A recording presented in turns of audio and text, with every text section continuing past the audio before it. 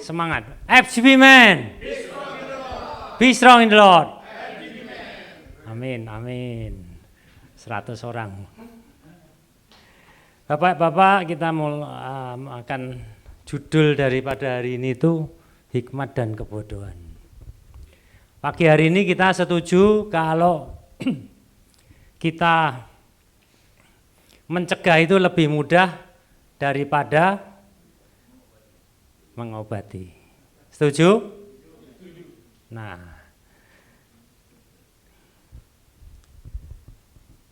kita tuh seringkali terpesona dengan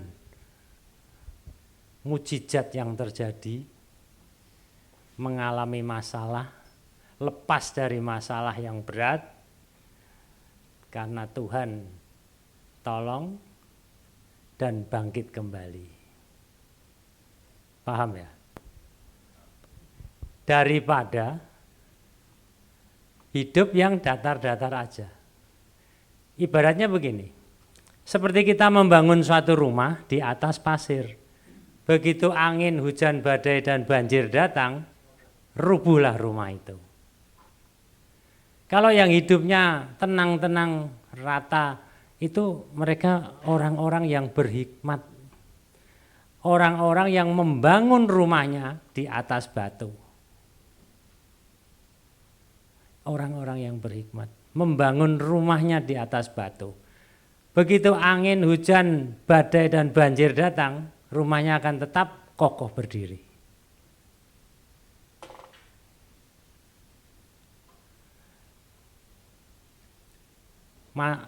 Krismon datang, COVID datang,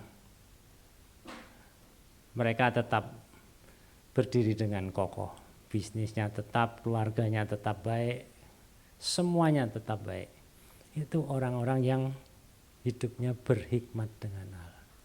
Kita bisa nggak mengalami hidup yang berhikmat dengan Tuhan? Kita bisa mengalaminya. Karena apa? Karena hikmat ada di mana-mana. Belum bisa diaminkan ya? Amin. Hikmat itu ada di mana-mana. Misalnya, di jalan pun ada hikmat. Pakailah helm. Pakailah sabuk pengaman. Jangan memakai bahu jalan. Itu hikmat yang ada di jalan. Terus kita itu percaya bahwa Tuhan itu melindungi kita. Tapi kita tetap pakai helm nggak? Tetap kita pakai helm. Karena kita orang yang berhikmat. Kok nggak keluar ya?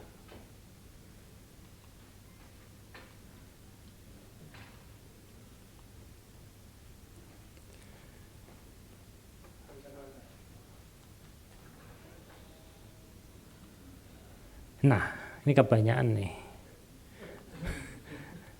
Bahwa di dalam kotak rokok pun ada hikmatnya. Coba saudara yang bawa rokok dibacain. Hah? Nggak ada.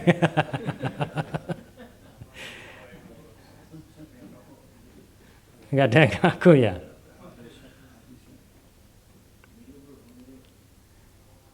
Merokok berbahaya, itu kecil-kecil itu tulisannya tuh. Merokok berbahaya bagi kesehatan, menyebabkan kanker paru-paru, hipertensi, dan merusak janin. Udah diingatkan loh dengan hikmat yang ada. Tapi masih merokok nggak? Masih.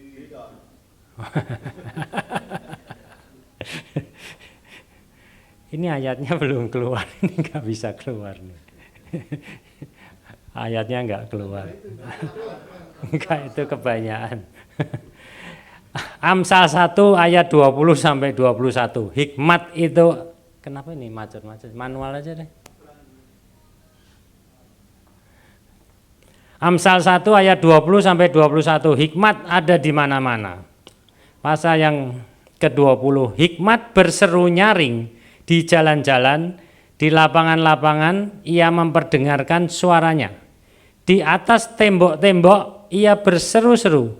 Di depan pintu-pintu gerbang kota ia mengucapkan kata-katanya. Nah,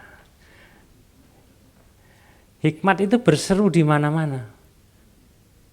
Kita tidak mungkin kekurangan hikmat. Karena hikmat itu di mana-mana ada.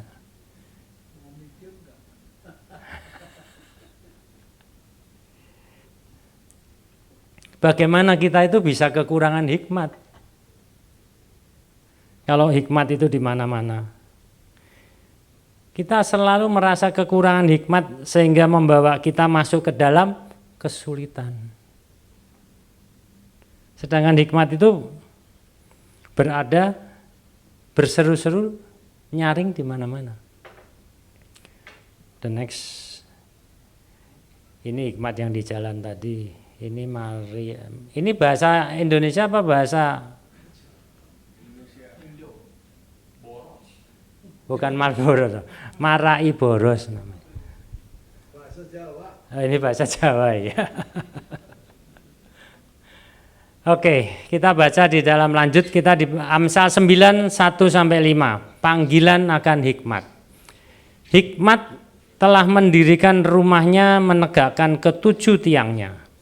Memotong ternak sembelihannya, mencampur anggurnya dan menyediakan hidangannya. Pelayan-pelayan perempuan telah disuruhnya berseru-seru di atas tempat-tempat yang tinggi di kota. Maksudnya di tempat yang tinggi di kota supaya apa? Supaya semua orang bisa mendengar. Yang diserukan apa? Siapa yang tak berpengalaman, singgahlah kemari. Dan kepada yang tidak berakal budi, katanya, marilah makanlah rotiku dan minumlah anggur yang telah kucampur. Panggilannya, siapa yang tak berpengalaman, singgahlah kemari. Yang tidak berpengalaman itu siapa? Yang tidak berpengalaman itu saudara dan saya yang dipanggil. Ada yang merasa berpengalaman? Yang merasa berpengalaman itu kira-kira 1 menit lagi akan terjadi apa? Ada yang tahu? Atau 1 jam lagi akan terjadi apa? Tidak ada yang tahu. Jadi yang diundang itu saudara dan saya. Siapa yang tak berpengalaman, singgahlah kemari. Ini panggilan hikmat. Bahwa kita itu dipanggil supaya kita mengerti akan hikmat. Kemudian yang di dalam Amsal 9 13 sampai ke 17 dikatakan, perempuan bebal cerewet sangat tidak berpengalaman, ia dan tidak tahu malu, ia duduk di depan pintu rumahnya, di atas kursi, di tempat-tempat yang tinggi di kota. Dan orang-orang yang berlalu di jalan, yang lurus jalannya, diundangnya dengan kata-kata, siapa yang tak berpengalaman, singgahlah kemari. Dan kepada orang yang tidak berakal budi, katanya, air curian manis, dan roti yang dimakannya dengan sembunyi-sembunyi, lesat rasanya. Panggilannya sama enggak? Kita sekarang itu artinya itu agak bingung, bukan agak bingung, bingung kita karena ada 2 panggilan. Panggilan hikmat dan satunya panggilan kebodohan. Perempuan-perempuan bebal cerewet sangat tidak berpengalaman, ia tidak tahu malu. Ia memanggil juga, siapa yang tak berpengalaman, singgah kemari. Dan kepada orang yang tidak berakal budi, katanya. Sama panggilannya. Jadi satu ini panggilan hikmat, satunya panggilan kebodohan. Kita mau pilih yang mana?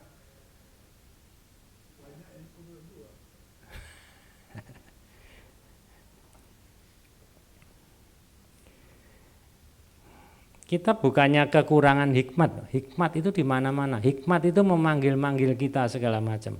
Tapi kita harus memilih Di dalam hal ini ada dua kelompok yang memanggil hikmat, kebodohan dan hikmat. Yang kita pilih adalah hikmat itu merupakan sebuah pilihan. Nah, kita mesti memilih mana yang harus dipilih. Di dalam Amsal 2 ayat ke-6 dikatakan, karena Tuhanlah yang memberikan hikmat, dari mulutnya datang pengetahuan dan kepandaian. Amsal 9 dikatakan ayat yang ke-6, buanglah kebodohan maka kamu akan hidup dan ikutilah jalan pengertian. Jadi dengan dua panggilan hikmat dan kebodohan, kita harus memilih panggilan hikmat. Dan kita mesti membuang kebodohan. Kebodohan kita mesti kita buang. Siapa yang dapat membuang kebodohan? Yang dapat membuang kebodohan ya diri kita sendiri. Tidak ada orang lain, istri, orang tua, anak-anak kita, enggak ada. Kita yang bisa membuang kebodohan itu diri kita sendiri. Sering kita mendengar, Pak, saya bodoh Pak, karena saya enggak ada yang ngajar. Sering dengar gitu enggak? Diajar kayak apapun, orang itu enggak bisa kalau bodoh. Kebodohan itu harus dibuang. Di dalam Amsal juga dijelaskan.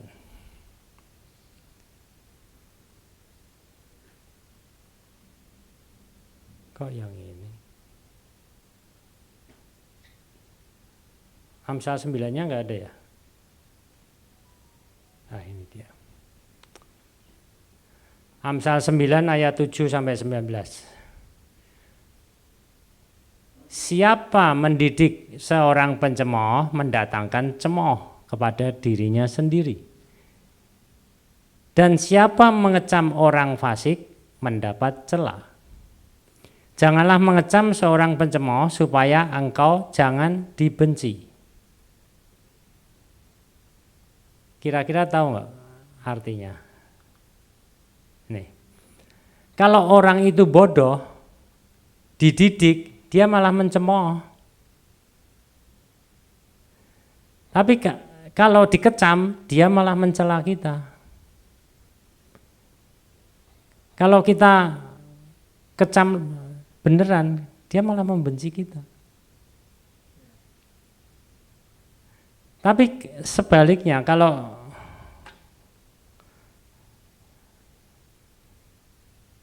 kecamlah orang bijak, itu 9 ayat 8. Maka engkau akan dikasihinya. Berilah orang bijak nasihat, maka ia akan menjadi lebih bijak. Ajarilah orang benar, maka pengetahuannya akan bertambah. Kalau kita mengecam orang yang bijak, dia mengasihi kita. Bro, jangan begitu bro, itu enggak baik bro. Oh iya, sorry ya, terima kasih. Saya enggak sadar. Sering begitu enggak? Tapi kalau orang bodoh dikecam, malah ngajak berantem.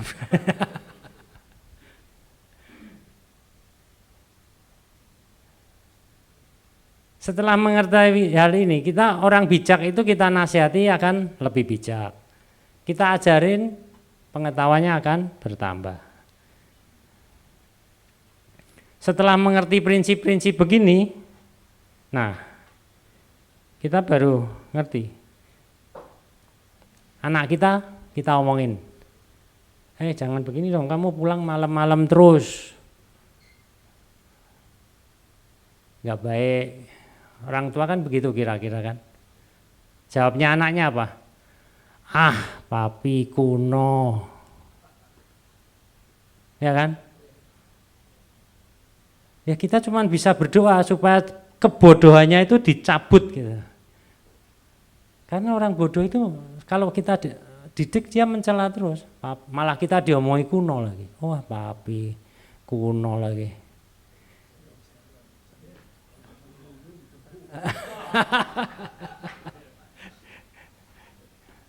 Kira-kira begitu. Tapi kalau orang bijak dikecam malah, oh iya ya sorry Bu, sorry. Saya nggak sadar. Thank you, udah diingatkan, thank you. Malah begitu. Nah ini bedanya orang bodoh. Bodoh itu tidak bisa diajar. Bodoh itu diri kita sendiri yang harus membuang kebodohan itu, nggak bisa.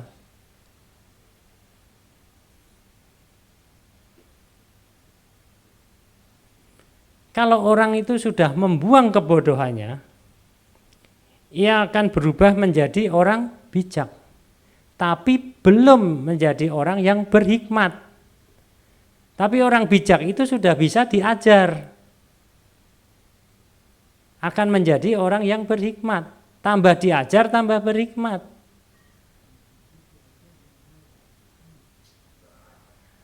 Tapi kalau orangnya kebodohannya belum dilepas, belum dibuang, itu nggak bisa diajar. Orang mabuk, semua pernah mabuk? Pernah pasti. Malam kita minum-minum mabuk, tidur, besok bangun pagi, mabuknya hilang. Bener nggak? Nggak berkelanjutan loh 1 minggu mabuk terus kan nggak?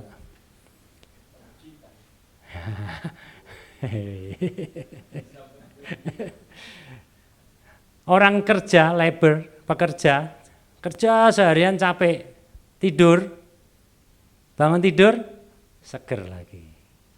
Betul? Orang bodoh, tidur, bangun tidur, tidur. Masih bodoh. Bodoh nggak bisa. Bodoh harus dibuang. Siapa yang membuang bodoh? Diri kita sendiri. Yang bisa membuang kebodohan. Mau tidur seminggu bodoh lagi, bangun ya tetap aja bodoh. Nggak bisa hilang. Itu tidak mempengaruhi gender. Mau laki, mau perempuan, pangkat, kedudukan, posisi, mau guru, mau pengusaha, direktur. Kalau bebal ya bodoh.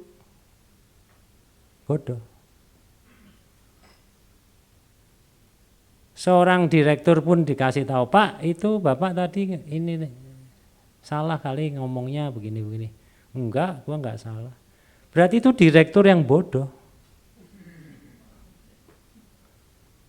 Seorang guru pun seperti itu, ngajarnya salah, mungkin ada yang ngasih tahu tadi yuk salah itu ngajarnya nggak boleh begitu. Enggak, saya betul kok ngajar. Guru yang bebal itu guru yang bodoh, karena dia nggak bisa diajar, bukan seorang yang bijaksana. Jadi sebaiknya kebodohan itu dibuang.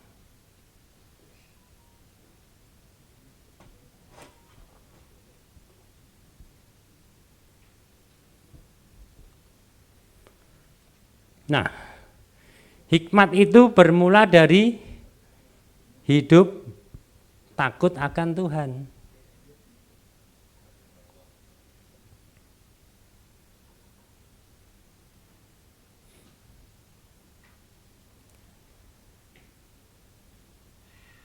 Permulaan hidup, ini ada ayatnya nih, Amsal 9 ayat yang 10.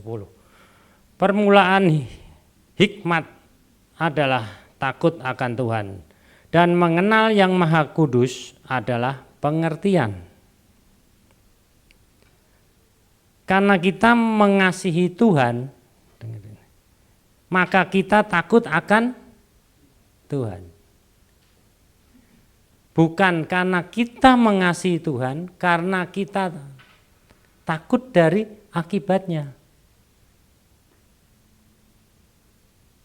Bisa nangkep Pak? Kita mengasihi Tuhan karena kita takut akan Tuhan. Mengasihi Tuhan bukan takut karena akibatnya. Akibatnya kita tidak diberkati, akibatnya kita hari ini jadi enggak kebenaran, jalan ke sini salah, jalan ke situ salah, bisnis ke sini salah, bisnis ke situ salah. Itu akibatnya. Jadi mengasihi Tuhan itu dasarnya takut akan Tuhan. Bukan mengasihi itu takut akan akibatnya. Orang kebanyakan ya enggak tahu. Mungkin saya tuh takut akan Tuhan karena mengasihi Tuhan karena takut akibatnya. Saya kira kebanyakan begitulah. Mengasihi Tuhan itu ya karena kita mesti harus takut akan Tuhan.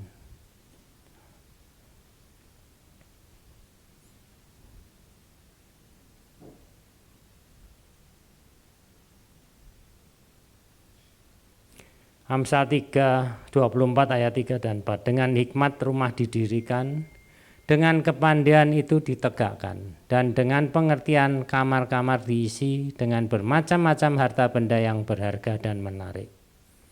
Jadi kalau kita berhikmat, kita bisa membangun rumah dengan baik, dengan kokohnya. Dengan kepandian itu ditegakkanlah rumah itu. Dan dengan pengertian kamar-kamar itu diisi dengan bermacam-macam harta.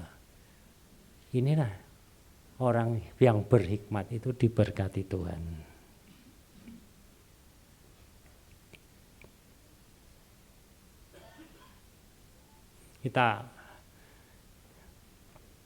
Hikmat mendirikannya, pengertian mengkokohkannya, pengetahuan yang membuatnya jadi berharga dan indah. Nah, kita kembali dari contoh yang pertama. Setiap orang yang mendengar perkataanku ini dan melakukannya, ia sama dengan orang yang bijaksana yang mendirikan rumahnya di atas batu. Matius yang ke-7:25. Kemudian turunlah hujan dan datanglah banjir, lalu angin melanda rumah itu, tetapi rumah itu tidak rubuh sebab didirikannya di atas batu. Ada 2 ayat lagi yang 26, tapi di sini enggak ada. Tetapi setiap orang yang mendengarkan perkataanku ini dan tidak melakukannya, ia sama dengan orang yang bodoh yang mendirikan rumahnya di atas pasir. Kemudian turunlah hujan dan datanglah banjir, lalu angin melanda rumah itu sehingga rubuhlah rumah itu dan hebatlah kerusakannya.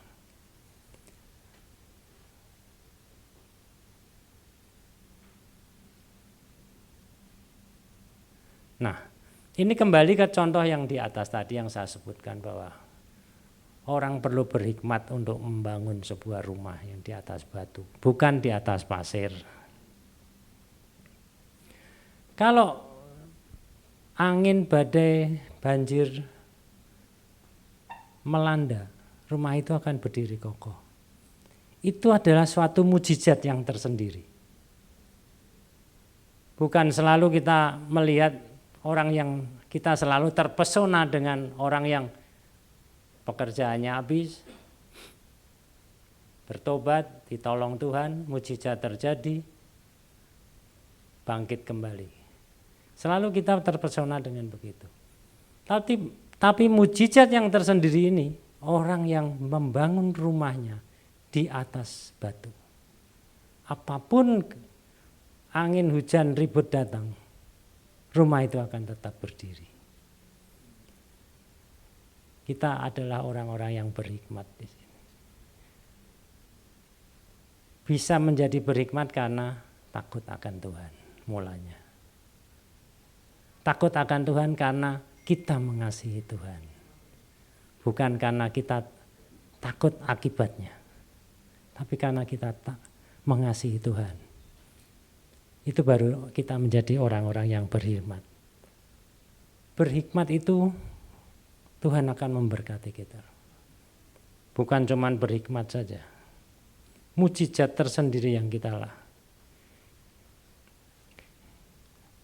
Kita tidak bisa mengatakan kita mengenal yang Maha Kudus bila kita bukan pelaku firman.